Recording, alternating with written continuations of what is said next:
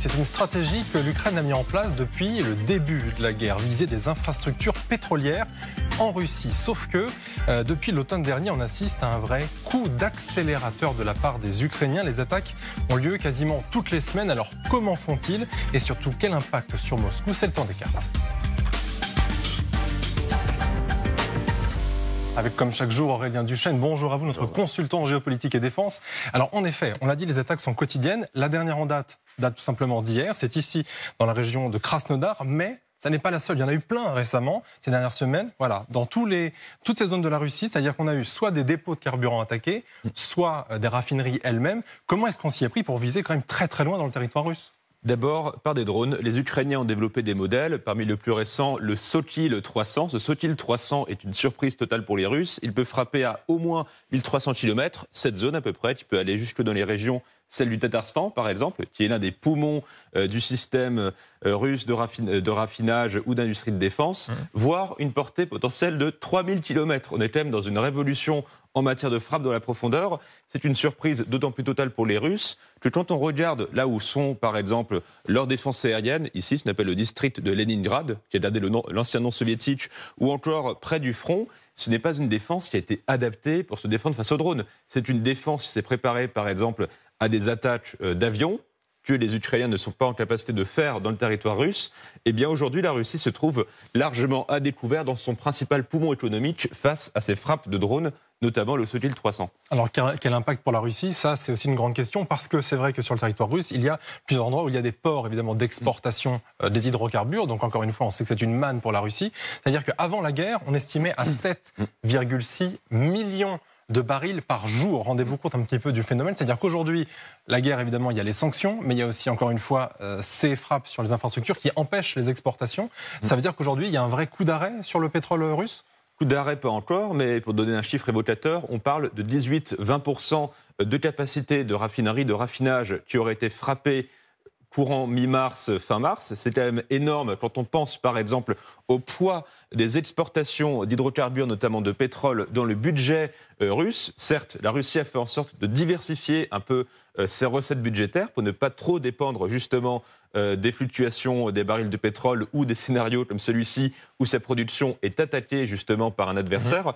Le grand problème est qu'au-delà des exportations, il y a aussi comment on fait fonctionner l'économie russe. Quand on frappe, comme le font les Ukrainiens, les capacités, alors évidemment ici d'exportation, mais je pense dans ces régions-là de raffinage, ça touche aussi tout simplement la manière dont on fait fonctionner l'économie russe des circulations, des mobilités jusqu'à l'industrie par exemple. Mais par chance, la Russie, elle peut compter sur ses amis indiens et chinois parce que eux, ils achètent justement le pétrole russe. 60% du pétrole russe serait acheté par ces deux seuls pays, on est d'accord ?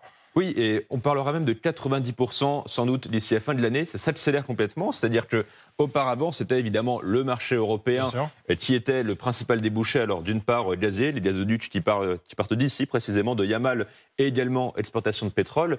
Évidemment, les Européens coupent le robinet d'importation d'hydrocarbures russes. Ce sont donc les Chinois et les Indiens qui prennent le relais. On estime que, alors, côté chinois, chez Jinping, 45% environ des importations de pétrole russe, et côté indien, ce serait 35 à 40%, sachant que, et ça c'est une forme d'hypocrisie tout de même, quand on regarde du côté indien, une bonne partie des importations ne servent pas aux Indiens directement, elles sont revendues, y compris parfois à nous, en Europe. Et oui, alors, sur ces frappes justement ukrainiennes en Russie, il y a quand même eu des conseils de la part des Américains qui disent « Évitez, s'il vous plaît, de frapper les infrastructures russes, ce serait malvenu ». Écoutez ce que disaient justement les Américains. Depuis le premier jour, notre point de vue et notre politique à l'égard de l'Ukraine consiste à faire tout ce qui est en notre pouvoir pour aider l'Ukraine à se défendre contre l'agression russe. Dans le même temps, nous n'avons ni soutenu ni permis les frappes de l'Ukraine en dehors de son territoire. Voilà, le message était assez clair, sauf que les Américains, malgré leurs conseils, n'ont pas été écoutés par l'Ukraine du tout. Non, parce qu'il y avait deux choses qui inquiétaient évidemment les Américains. L'idée d'une part d'escalader entre guillemets le conflit, on en parle souvent, aussi bien quand on parle de frappe en Crimée que ici de frappe sur le territoire internationalement reconnu de la Russie. Et ce qui inquiète aussi les Américains, c'est la manière dont la Russie pourrait répondre. L'Ukraine se rend compte que ces fameuses lignes rouges que mettent les Russes finalement n'existent pas vraiment. Et elle se rend compte surtout que le jeu en vaut la chandelle. Quand encore une fois, on voyait les chiffres juste avant de l'importance de ces industries pétrolières pour la Russie, l'Ukraine se dit, avec les difficultés qu'on a sur le terrain, on a un moyen de frapper la Russie au cœur, vraiment au cœur de son économie, autant le faire. Sauf que la Russie, elle ne l'entend pas de cette oreille et mécaniquement, elle a décidé de répondre. Comment le fait-elle ? Eh bien, évidemment, elle le fait en frappant, notamment des infrastructures là aussi énergétiques, pas forcément pétrolières mais énergétiques, notamment dans ces endroits-là, ça c'est ces derniers jours. C'est une réponse, c'est en tout cas comme ça que la Russie le présente, mais ça a un réel impact sur l'Ukraine. Bien sûr, alors comme vous le dites, c'est comme ça que la Russie le présente. Évidemment, depuis le début du conflit, la Russie frappe, en violant au passage le droit international, les installations électriques ukrainiennes. La manière dont la Russie le fait est différente de la logique ukrainienne. Quand les Ukrainiens frappent, voilà, donc là, c'est tout le réseau ukrainien qui aujourd'hui commence à être sérieusement atteint par les frappes russes. Là, on atteint quand même un point critique, notamment du fait du manque de défense aérienne aussi ukrainien. Quand la Russie fait ça, c'est pas la même logique que l'Ukraine qui cherche à détruire l'effort de guerre russe.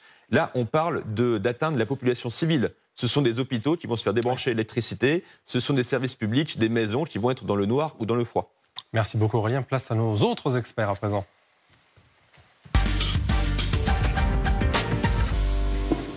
Avec notamment Aline Lebay-Crémer, bonjour à vous. Bonjour. Cofondatrice du collectif Stand With Ukraine. Claude Blanche-Maison, bonjour à vous. Bonjour.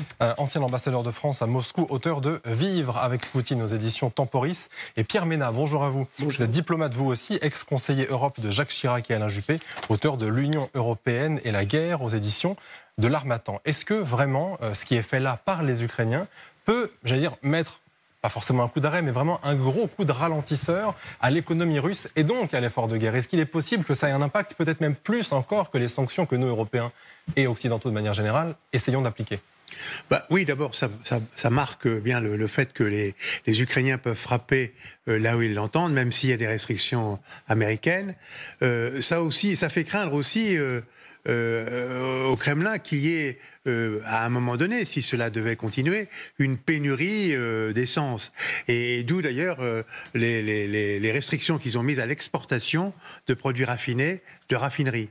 De Russie. Par conséquent, ça va diminuer leurs recettes d'exportation, puisqu'une partie des produits raffinés ne seront pas exportés pendant plusieurs mois, pour en effet éviter toute menace de pénurie. Et puis, c'est vrai que ça agace beaucoup l'administration américaine, pour une raison tout simplement économique.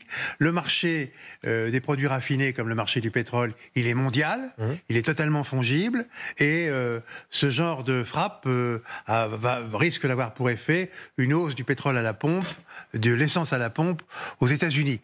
Et en année électorale, effectivement, c'est une crainte majeure de l'administration américaine. Et je ne suis pas sûr que si vraiment ça devait arriver, si les prix montaient réellement, ça n'est pas encore vraiment le cas, eh bien, je pense que les Américains seraient plus sévères. Taper du poing sur la table, ouais. Oui, parce que pour eux, c'est très important dans l'électoral.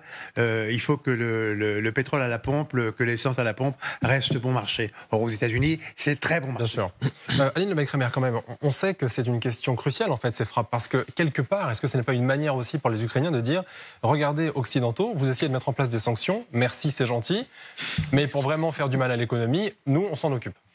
Oui, d'autant que les Occidentaux le savent parfaitement d'un point de vue historique, parce que c'est très exactement ce qu'ont fait les Alliés contre l'Axe, avec des bombardements sur les raffineries nazies du Reich entre 1943 et 1945. C'est ce qui a épuisé l'appareil militaire du Reich, très exactement à cette période. Il y a des bombardements qui sont restés dans l'histoire, comme celui de Roumanie. En fait, c'était la première fois aussi que les Alliés frappaient un pays, une raffinerie hors du territoire allemand de surcroît. Enfin bon, bref, ça a été tout quelque chose d'éminemment stratégique pour gagner la Seconde Guerre mondiale face aux nazis. Donc, qui le sait mieux, c'est bien les États-Unis et les Anglais. Là-dessus, sur les restrictions, les restrictions sur ces frappes. Alors, il y a la question du prix du pétrole, d'accord, mais il y a aussi ce qui se passe au Proche-Orient, qui influe aussi sur le cours du pétrole en ce moment. Donc, tout ne se joue pas sur l'Ukraine. Ils ont d'ailleurs modéré quand même leur conseil une fois le vote passé, parce qu'il y avait aussi ce jeu politique-là à mener auprès de l'électorat républicain. Donc je pense que ça va se diluer, parce que notamment il y a la question d'aller donc diminuer l'appareil militaire russe d'un point de vue économique, mais d'un point de vue très concret. Enfin, moins il y a d'essence, moins ça va dans les chars, moins ça va dans les avions, moins ça va dans tout l'équipement militaire qui consomme ce type de produit. Donc, il y en aura de moins en moins. Je crois qu'on tourne autour de 18% quand même d'affaiblissement de plus en plus de cette production-là. Donc, c'est évidemment précieux pour les Ukrainiens. Ils n'ont pas le choix. Enfin, je veux dire, à un moment donné, il n'y a plus de munitions. Il faut bien continuer de se défendre, de rappeler qu'accessoirement, dans le comparatif avec ce que les Russes présentent comme une réponse sur les infrastructures énergétiques. Enfin, les Russes attaquent, les Ukrainiens se défendent. Donc, c'est pas exactement la même chose. Et de surcroît, les Russes ne se sont pas privés l'hiver dernier et l'hiver encore d'avant, surtout, de plonger dans le noir les Ukrainiens et de comme le rappelait à juste titre Aurélien, en ciblant les civils et en infligeant le plus de souffrance aux civils. Ce que font les Ukrainiens, c'est absolument pas ça. C'est affaiblir l'appareil militaire russe. Et Pierre Ménard, quand même, si jamais effectivement ça a un intérêt et surtout un impact sur la Russie à terme, c'est pas forcément tout de suite, parce qu'encore une fois, les réserves sont pleines. On a le temps de l'écluser, le pétrole, avant vraiment d'en manquer. Donc ça veut dire que l'effort sur la guerre ne va pas se voir tout de suite. Non, il ne sera pas immédiat, mais je crois qu'il y a deux aspects, si vous voulez. D'abord, l'aspect réciprocité, parce qu'il y a toute la première phase de la guerre. Il y avait ces bombardements, comme cela a été dit, bombardements russes sur des infrastructures ukrainiennes, et pas seulement militaires et pas seulement économiques. Il n'y avait rien du côté ukrainien. Donc là, c'est au moment où précisément sur le terrain, les opérations sont difficiles pour l'Ukraine, il est bon de montrer, alors soit en Crimée, comme ça a été dit, soit en Russie, qu'il y a une capacité effectivement de réplique et de réciprocité. Par ailleurs, la Russie, si vous voulez, quand même a des fragilités. On les voit peut-être un peu moins, mais elle a des fragilités. Et les sanctions, tôt ou tard, feront leur effet. Et donc, cela ajoute à terme, mais pas tout de suite, à ce qui peut apparaître comme la fragilité russe, même s'ils ont beaucoup de force par ailleurs.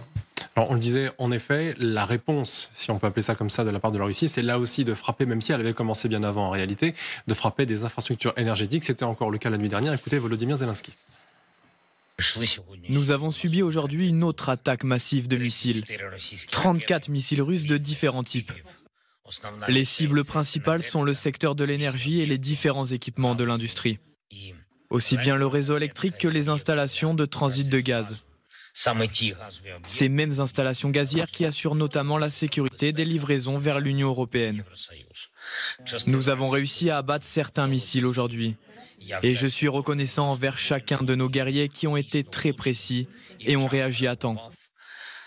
L'Ukraine a besoin de 7 systèmes patriotes. C'est le strict minimum. Nos partenaires ont ces patriotes. Les terroristes russes savent que nos partenaires n'ont malheureusement pas la même détermination à protéger l'Europe de la terreur que celle dont ils ont fait preuve au Moyen-Orient. Cependant, il est encore possible de prévoir la quantité et la qualité nécessaires des systèmes de défense aérienne. Il ne faut pas perdre de temps. Le signal de détermination nécessaire doit être envoyé. Bon voilà, toujours l'occasion de rappeler encore une fois qu'il faut livrer des armes. Malgré tout, Aurélien Duchesne, effectivement, on peut comprendre qu'il serait malvenu de la part des Américains de dire non, essayez d'éviter de viser les infrastructures énergétiques, puisque déjà la Russie le fait sur l'Ukraine. Donc en vérité, c'est un prêté pour un rendu. Oui, on appelle ça un entretien de dissymétrie. C'est-à-dire que déjà, qu'il y a une différence de nature entre la Russie et l'Ukraine, qui est que la Russie, elle peut s'abriter derrière sa sanctuarisation nucléaire agressive. C'est toujours la crainte que les Russes entretiennent. Et bien là, désormais, on leur rajouterait aux Ukrainiens des contraintes supplémentaires dont ils peuvent pourtant s'extraire. C'est-à-dire que quand on regarde, par exemple, l'objet qui était celui de nos sanctions, qui était de mettre à plat, alors pas toute l'économie russe, Bruno Le Maire disait justement qu'il voulait mettre à genoux l'économie russe, mais à tout le moins il y avait l'idée, par exemple, de casser la machine de guerre russe. Là maintenant qu'on a pour une fois quelque chose qui commence à fonctionner en la matière, qui atteint 20% en seulement 3 semaines des capacités de raffinage russes, on interdirait aux Ukrainiens de faire ce qui marche le mieux pour vraiment faire fondre comme neige au soleil l'effort de guerre russe, on leur mettrait cette contrainte. Le grand problème d'ailleurs est que quand les Américains, eux, mettent ce genre de bâton dans les roues, alors que les Européens, eux, se montrent de plus en plus désinhibés, je pense notamment aux Français qui auparavant étaient dans une logique très conservatrice et qui maintenant sont très allants pour, par exemple, l'emploi des missiles longue portée qu'on a livrés aux Ukrainiens. Ça montre aussi un changement de leadership chez les Occidentaux. Désormais, c'est les Européens qui sont le plus en avant contre les Américains, c'est dans une retenue, une prudence qui est tout à fait normale, mais ça montre aussi un changement de logiciel en 2 ans de guerre au sein des alliés. Changement de logiciel aussi du côté des Américains, malgré tout, quand même, Claude Blanche-Maison, parce qu'on l'a dit hier sur ce même plateau, les Américains, désormais, autorisent, ou en tout cas n'empêchent pas les Ukrainiens de viser la Crimée avec leurs attaques MS. C'est-à-dire qu'on voit mal, avec ce genre de déclaration assez tonitruante quand même, comment de l'autre côté, on pourrait empêcher les Ukrainiens d'aller frapper des infrastructures pétrolières en Russie. C'est-à-dire que peut-être qu'en effet, depuis que ces annonces avaient été faites, les Américains ont revu leur copie et laissent effectivement faire, parce qu'ils comprennent bien qu'il faut, j'allais dire, bastonner militairement parlant et faire en sorte qu'on attaque le plus de points possible. En effet, les Américains ont évolué, viennent d'évoluer considérablement, et notamment ouvertement disant qu'ils considéraient qu'il était logique et normal que les Ukrainiens puissent frapper la Crimée. Je suis pas sûr qu'il en aille de même pour le territoire russe version historique, c'est-à-dire celle reconnue à l'ONU. Les territoires occupés, et la Crimée est un territoire occupé, oui. Les Ukrainiens peuvent frapper. Maintenant, effectivement, pour ce qui est du territoire russe tel qu'il est reconnu à l'ONU, c'est probablement plus compliqué. Et puis il y a cet effet économique induit pour le problème des produits pétroliers raffinés qui vient se rajouter à ça. J'ajouterai une petite curiosité parce que M. Zelensky, dans ce que vous nous avez fait écouter à l'instant, parlait de la sécurité d'approvisionnement en gaz de l'Europe. Parce qu'en effet, parmi les bizarreries de cette guerre, il y a un certain nombre de tuyaux qui transportent du gaz russe à travers l'Ukraine encore. Je me demande pourquoi les Russes les bombardent. Ils pourraient tout simplement fermer le robinet. Ça serait plus simple. Oui, Aline Lebecq-Reimer. Non, ils ne peuvent pas fermer le robinet parce qu'ils continuent à vendre une partie quand même. Donc, alors, le contrat sur ce transit touche à sa fin, il n'a pas été renouvelé. Donc après, on leur a remarqué quand même que l'Ukraine est très respectueuse de ce qui se dit en matière de droit et de contrat. Donc en fait, elle n'a pas rompu ce contrat. Elle n'a pas envie non plus de se mettre l'Europe à dos. Pardon ? Elle n'a pas non plus envie de se mettre l'Europe à dos avec certaines livraisons. Et très exactement, mais ce contrat ne sera pas renouvelé. Et en effet, ces tuyaux permettaient notamment aux alliés de recevoir du gaz. Donc il aurait été malvenu de surcroît de la part de l'Ukraine, tout en demandant un soutien militaire, que de couper le gaz de ses alliés. Donc ça n'aurait pas fonctionné non plus. Donc l'Ukraine a fait ce qu'elle a pu avec ce qui était là depuis des années. Mais en tout cas, ce qui est certain, c'est que ce fameux contrat qu'on lui reproche vraiment beaucoup dans beaucoup de boucles pro-russes ou de trolls Internet anonyme, en fait, ce contrat ne sera pas renouvelé. Mais il a été mené à son terme. Pardon, je ne reviendrai pas là-dessus. Je voudrais reparler de la position américaine parce que on s'interroge, mais je crois qu'il y a eu un momentum important qui était le vote de la Chambre des représentants. Ce vote était positif sur le paquet de 61 milliards, mais il faut voir un peu les conditions du vote et le compromis qu'il supposait, donc, qui était apparemment non pas avalisé, mais où il y a eu un nihil obstat de Trump lui-même. Non, et ça consiste à dire jamais il n'y aura un soldat américain, mais en revanche, on peut aider les Ukrainiens par des matériels. Donc ceci est décomplexé désormais, enfin pour le moment, parce qu'il peut y avoir aussi des retournements, mais cela explique que les Américains ne font plus obstacle, soit des tirs sur la Crimée, et peut-être sur la Russie, encore qu'ils soient beaucoup plus prudents là-dessus. Mais je crois que maintenant, si vous voulez, il y a eu provisoirement peut-être un compromis un compromis bipartisan, comme l'on dit aux États-Unis. Et surtout, c'est la question de quelles armes sont employées pour attaquer ces raffineries aussi. Oui, les Américains, en réalité, n'ont jamais interdit les frappes sur ce type de cible, encore une fois militaire, avec si ce sont des armes ukrainiennes. Voilà, il y a une petite subtilité qui, sur le sens politique, est importante. Justement, Aurélien Duchesne, est-il possible aussi, parce que tout à l'heure vous nous parliez de Drone, en effet, ce modèle qu'on a bien connu et qui permet en effet de passer sous les radars et de se dire qu'on utilise du matériel ukrainien et non pas occidental. Malgré tout, est-ce qu'il est possible aussi qu'il faille un appui sur le sol russe, par exemple de saboteurs, d'espions, pour faire en sorte que ces projets soient menés à bien ?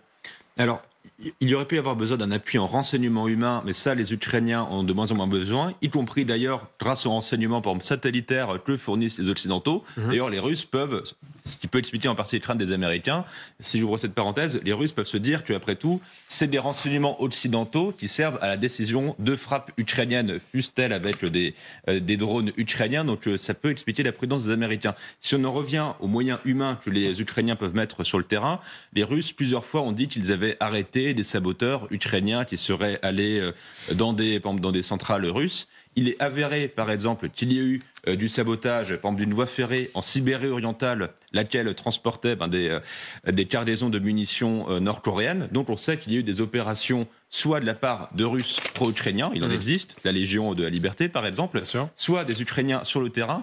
Là, de ce qu'on sait, en tout cas pour les attaques contre les raffineries, c'est 100% apparemment des attaques aériennes par des drones.